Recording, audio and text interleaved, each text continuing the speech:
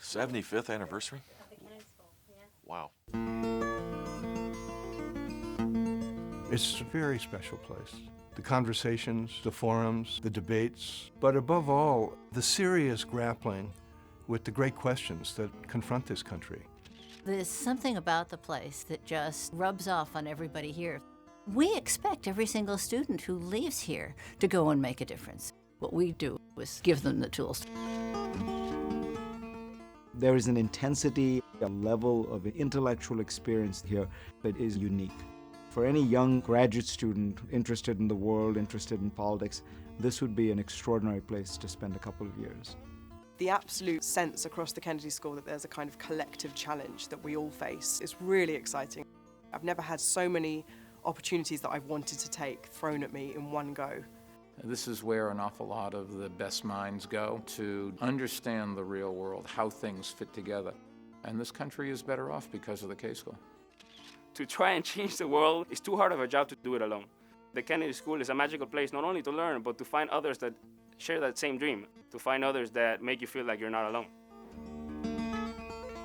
What I learned at the Kennedy School that was most useful for me, negotiation, diplomacy. When you negotiate better, when you problem solve better, things get done better.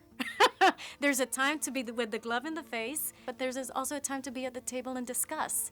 And that I didn't know before I came in here. The Kennedy School gave me a very important experience. I realized that the knowledge itself is not important, but how you analyze the situation, that is what I learned from Harvard, the Kennedy School. For me, this was the opportunity of a lifetime. There were just so many good people there. It just broadened my own perspective. Whatever I am today, I may say that the year and a half I spent at the Kennedy School really made a big difference in my life. Every year at the Kennedy School, we have about 550 or so new students. I give an opening address because I'm the dean. And in that opening address, I take a speech that John F. Kennedy gave at Vanderbilt about the meaning of service. I speak to you today, not of your rights, but of your responsibilities. These are people from 90 different countries. Almost none of them were alive when Kennedy was alive.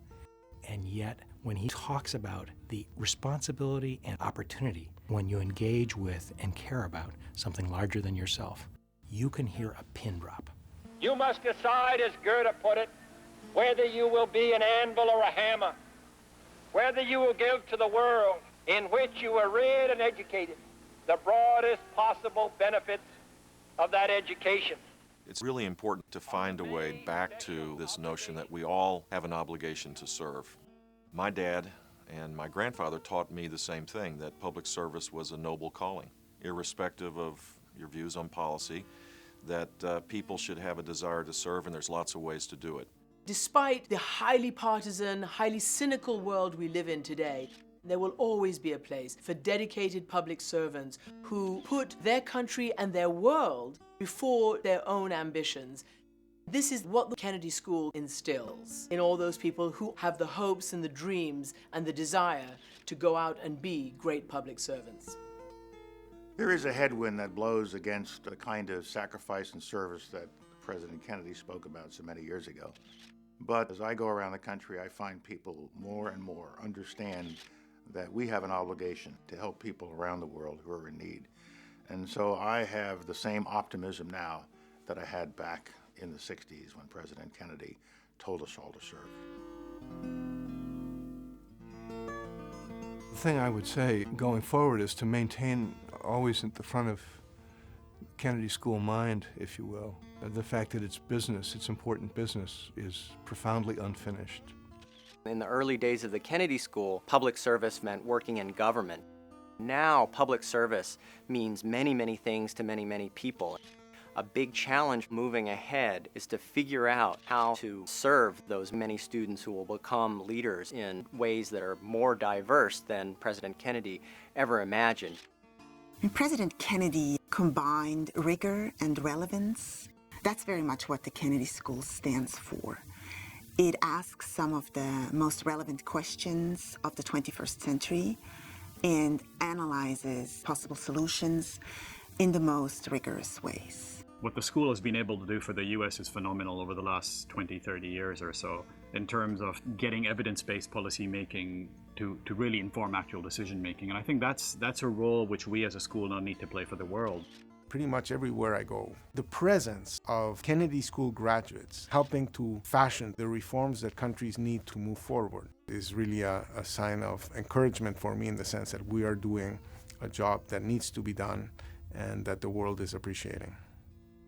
The engagement with the world and the call to public service is very much a part of our past, our present, and our future. It's that continuing commitment that we carry on and that I hope this school will continue to carry on for many generations to come.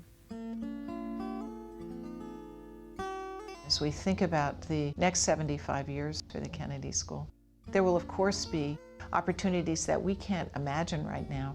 I'm not sure what those issues are going to be that will most engage us as a civilization, but I know that the Kennedy School is going to be at the forefront of them, whatever they may be.